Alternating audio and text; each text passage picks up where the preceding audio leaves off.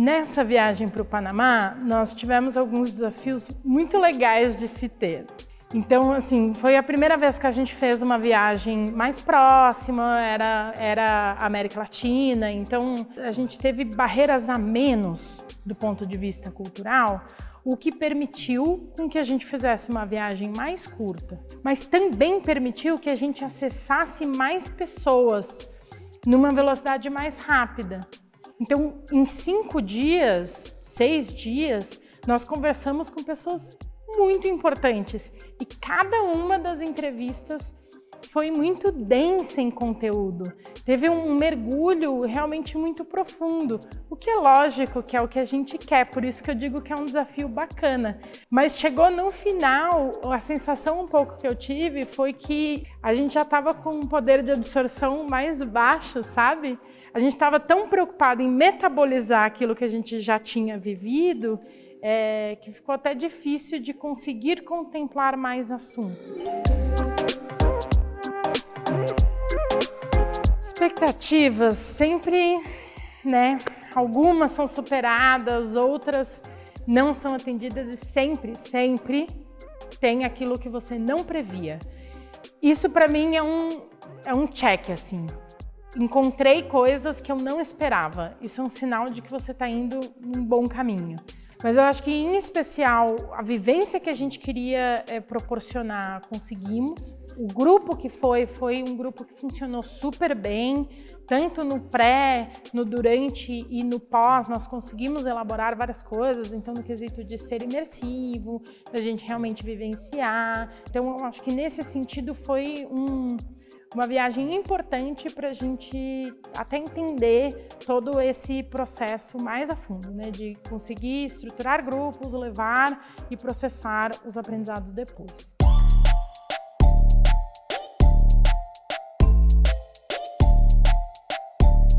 E quando você pensa nos Gunayala, é realmente muito impressionante o nível de autonomia que eles têm e que eles conquistaram enquanto povo.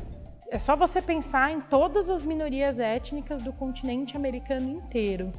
Quem tem uma comarca autônoma com um nível de governança à parte e de autonomia sobre aquele território? Quando conversamos com a Iguandili, ela falava que é uma família guna que mora na cidade do Panamá. Imagina como é desafiador você morar, né, você ser de uma minoria étnica, ter uma tradição sua própria, diferente daquela da maioria do país e você morar no meio da capital. Ela fala, né, que eles dialogam todos os dias. Todos os dias existe um reforço desse tecido social, um diálogo, uma conversa. Isso aconteceu comigo, aquilo aconteceu com... Né, eu processo, eu metabolizo as coisas em conjunto, isso é uma característica muito forte deles.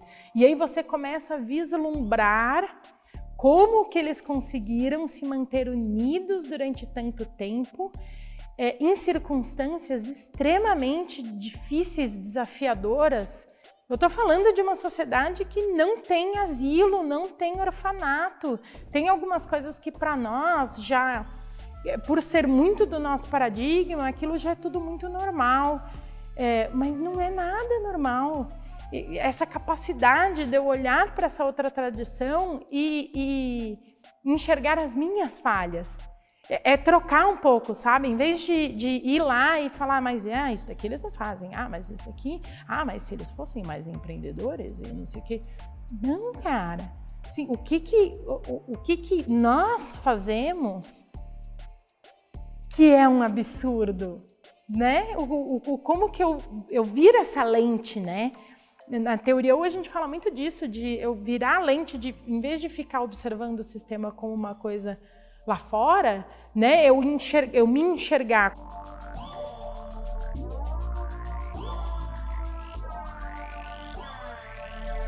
Aconteceu uma coisa muito curiosa nessa viagem especial, porque nós estávamos numa ilha pousada, né?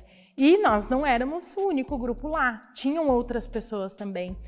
E aí o contraste entre o nosso grupo, que a gente estava 6 meses falando sobre aquilo e a gente estudou sobre os Gunayalas e sobre o que é uma estrutura matriarcal e qual que é a diferença e isso e aquilo. E a gente estava lá muito para conhecer aquelas pessoas e travar contato com aquela cultura, para além do local que era maravilhoso. E na mesma ilha que nós, tinham turistas que foram lá porque era bonito, sabe? Porque queriam curtir a praia, porque realmente é um lugar muito bonito, paradisíaco quase.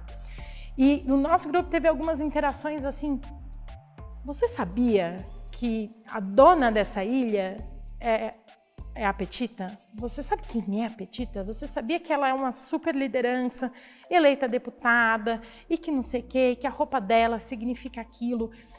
Esse contraste foi muito curioso, porque também despertou muito no próprio grupo o quanto que a jornada não é só física, o quanto que também tem a ver com você preparar o seu olhar, com você estudar, com você estar lá curioso, curiosa para saber daquelas pessoas e não só para curtir uma praia. Depois que a gente voltou, né, aí já de volta no Brasil, o Presencing Institute, que é a instituição sem fins lucrativos que propaga e divulga e treina pessoas no mundo inteiro sobre a teoria U, ela tem alguns cursos. E um deles, que é o ULab 2X, ele é muito baseado na construção de protótipos. Então ela fala muito sobre, beleza, agora que você já vivenciou uma descida do U, agora que você já fez uma jornada, como que você tangibiliza isso em imagens, em mapeamento sistêmico e tudo.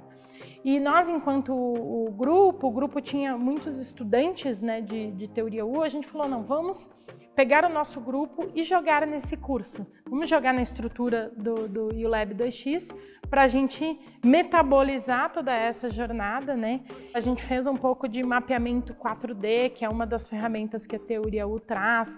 Óbvio, nem tudo que a gente pensou, idealizou e colocou ali no mapa se concretizou, mas foi uma forma da gente manter essa continuidade, sabe, do grupo, processando junto o que a gente ia levar, cada um para o seu lugar, assim.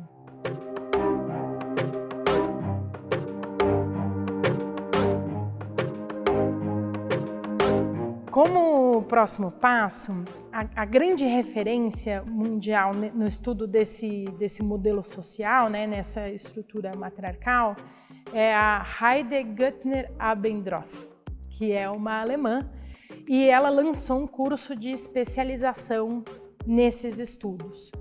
Isso foi muito importante para nós, porque o livro dela, ela tem um livro que vai citando essas várias sociedades, então é uma grande referência para nós de outras possíveis jornadas. Então o que já temos marcado são os Khasi na Índia. Os Khasi também têm uma estrutura matriarcal super interessante, bem antiga, tal como os Mosul.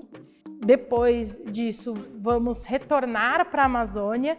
Então, eu sinto que também essa aproximação, esse aprofundamento nas tradições e nos conhecimentos brasileiros é uma coisa muito que eu acho que é até uma questão de honra, assim, sabe? Não tem tanta coisa aqui perto de casa, né, que a gente precisa olhar. Então, mais uma visita para a Amazônia, agora aprofundando algumas questões e levando outras pessoas.